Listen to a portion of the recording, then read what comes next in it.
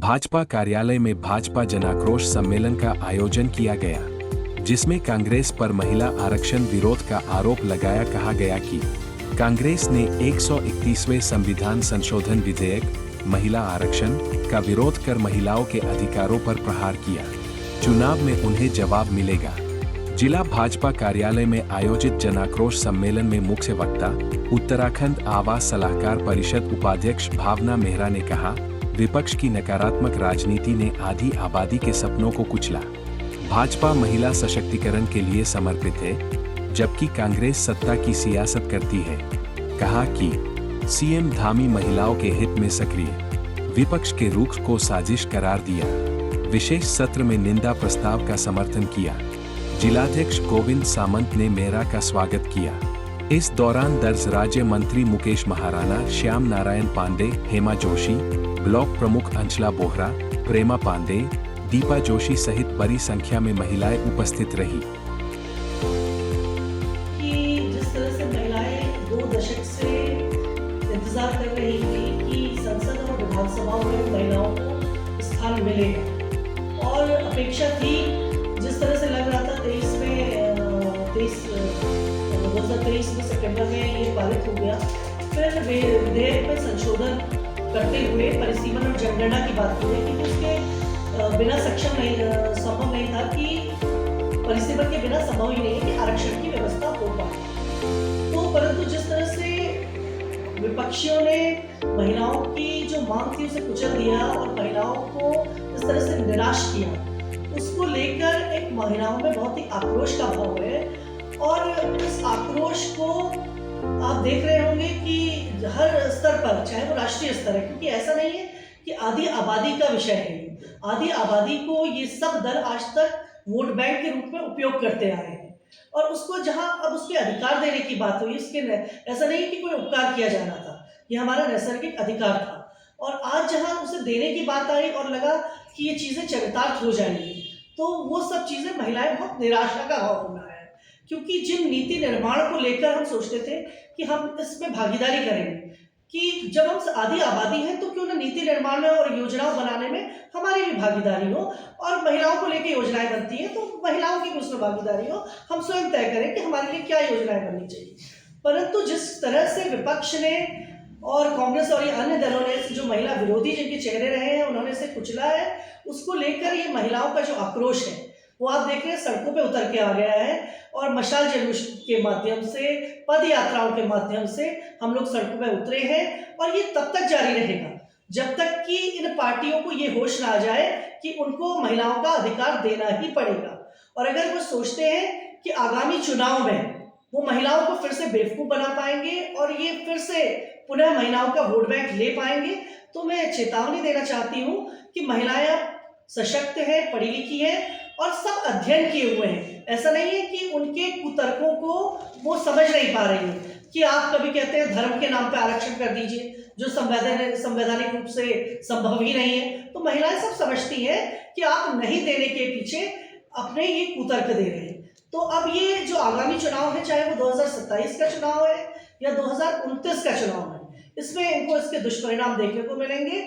और ये सारे दलों का महिलाओं के वोट बैंक, इनका महिलाएं वोट पूरा बॉयकॉट करेंगी, और मुझे लगता है इनका सुपड़ा ही साफ हो जाएगा। अभी भी इनकी स्थिति बहुत विभत्सी है और आगामी चुनाव में इससे भी बदतर इनकी स्थिति रहेगी। जैसे आपने कहा जनाक्रोश कार्यक्रम क्यों होता है, लेकिन जो 131वां संविधान पास नहीं होता है, सरकार का कहना है कि कांग्रेस और दूसरे विपक्षी दलों के जिम्मेदार हैं, क्योंकि उन्होंने सपोर्ट नहीं किया, ये बात ठीक है। क्या जो 2023 सितंबर 2023 में नारी शक्ति अधिनियम पास हुआ, उसमें सेंसस जो 2011 के बाद कि सेंसस और डिलिमिटेशन का जो मामला था, ये 2 क्लॉज रखकर सरकार ने जो कानून बनाया उसमें कोई चूक हो गई, ऐसा आप मानती हैं क्या?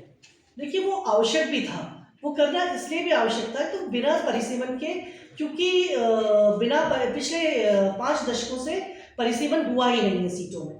और परिसीमन के बिना, क्योंकि एक सांसद पे औसतन 26 लाख की हमारी आबादी है, और ऐसा संभव नहीं हो पाएगा क्योंकि वो प्रतिनिधित्व की दृष्टि से भी असंतुलित था। तो ऐसा संभव नहीं है कि इतने बड़े क्षेत्र का विकास हो पाए योजनाबद्ध तरीके से और इतना बड़ा क्षेत्र देख पाए। और अन्य देशों में भी हम देखें तो कहीं 17 लाख की आबादी में है, कहीं 1 लाख की, यहाँ तक कि पाकिस्तान में भी 7.5 लाख की आबादी पे एक सांसद है।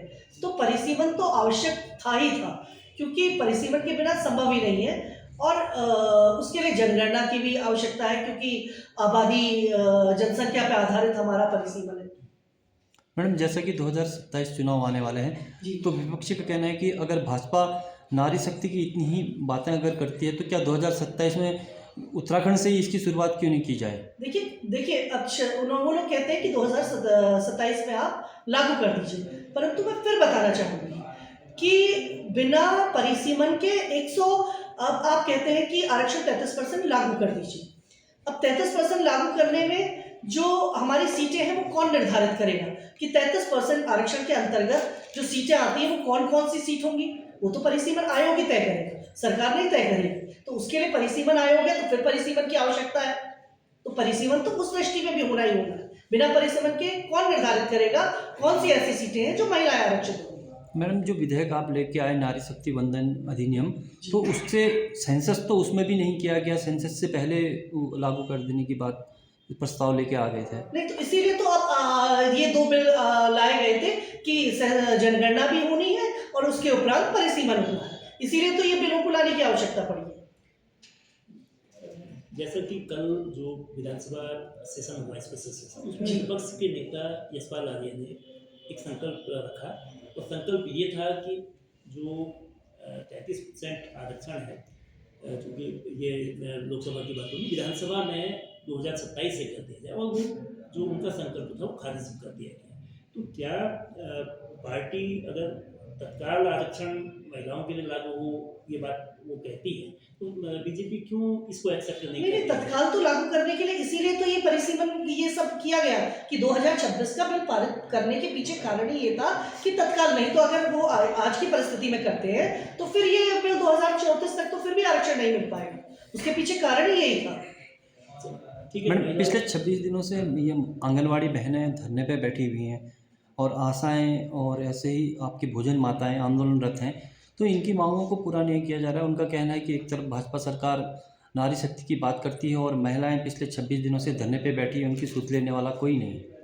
देखिए, आंगनवाड़ी वर्कर्स का पूर्व में भी मांगे आई थी और पूर्व में भी माननीय मुख्यमंत्री जी ने उनका मानदेय बढ़ाया था, और अभी उनकी पुनः मांगे हैं, तो निश्चित तौर पे मुख्यमंत्री जी उनका भी संज्ञान लेंगे।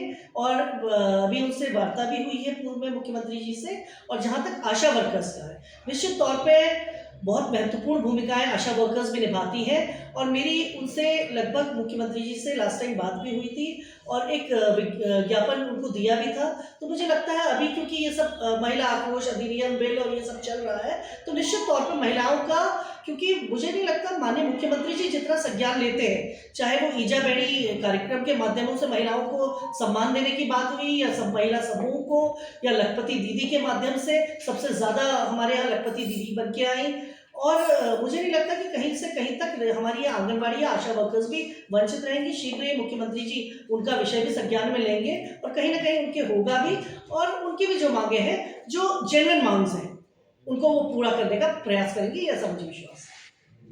आखिरी सवाल, तो महिला आरक्षण कानून तो फिलहाल लटक गया है, उसी को समय लगेगा, लेकिन जो उत्तराखंड सहित अगले साल जो 5 राज्यों के चुनाव होते जी। हैं, देश पंजाबी इत्यादि, तो क्या भारतीय जनता पार्टी चूँकि सिद्धांत रूप से वो महिलाओं के आरक्षण को देने को राजी है, तो जब तक कानून नहीं बनता है, तो कोई ऐसी नज़ीर अपने स्तर से पेश करती है कि अगले साल जो चुनाव होंगे विधानसभा के, उसमें वो स्वतः 33% आरक्षण देकर एक मॉडल पेश करेगी, और दूसरे राजनीतिक दलों को ये भी वो कह सकेगी कि वो महिला हितैषी नहीं है, हम दे रहे हैं। वर्तमान में केवल 6 आपके विधायक हैं जो सदन में हैं और 2 कांग्रेस के हैं, यानी कि 12% से भी कम 70 में विधानसभा में है, और जो सदन की जो लोकसभा की स्थिति 15% से कम की है।